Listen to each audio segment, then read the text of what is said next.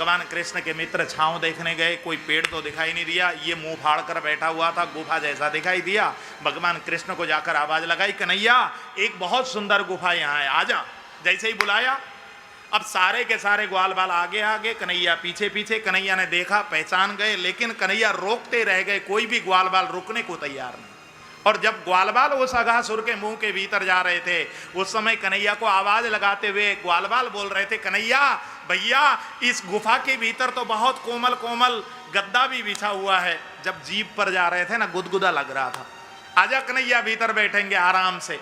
और जैसे ही उस अघासुर के मुंह के भीतर जा रहे थे, भीतर से अघासुर ने जैसे ही गरम गरम सांस बाहर की ओर छोड़ता है, उस समय कन्हैया के मित्र बोलने लगे, कन्हैया मुझे तो लगता है कि इसके भीतर एसी भी लगो भयो भैया, आजा भैया भीतर ठंडक में बैठकर आराम से नाश्ता करेंगे, क्योंकि भीतर से गरम गरम हवा बाहर की ओर आ रही है, इसका मतलब है कि भीतर एसी है। कन्हैया कैसे बताएं कि भैया भीतर एसी नहीं, भीतर तो भट्टी भभक रही है, लेकिन कन्हैया बोल नहीं सकते, सुनने को भी तैयार नहीं है कन्हैया के मित्र।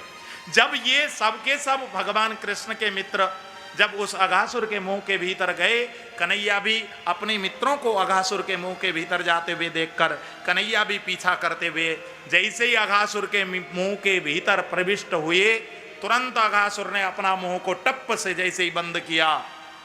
अब तो भगवान कृष्ण के जितने भी मित्र थे वो सब के सब मूर्छित होकर जब गिरे, भगवान श्री कृष्ण ने अघासुर का पेट फाड़ा और अपने जितने भी मित्र हैं उन सबको अघासुर के पेट के बाहर निकालकर उन सबको जागृत कर दिया जो मूर्छित अवस्था में थे। देखो मेरे भाई बहन, इसका मतलब केवल इतना है, अग कहकर संस्कृत में पाप को बोलते हैं, ये अघासुर पाप का प्रतीक है।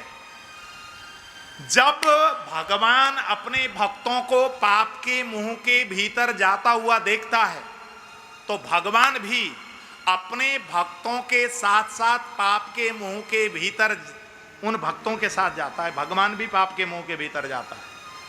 क्यों जाता है?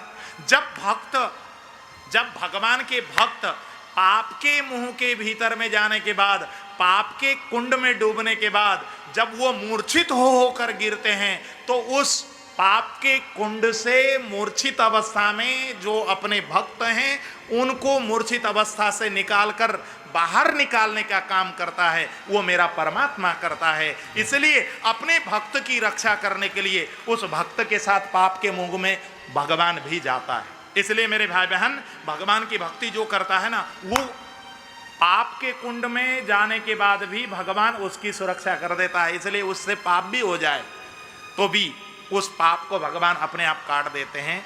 इस कथा का तात्पर्य केवल ये है।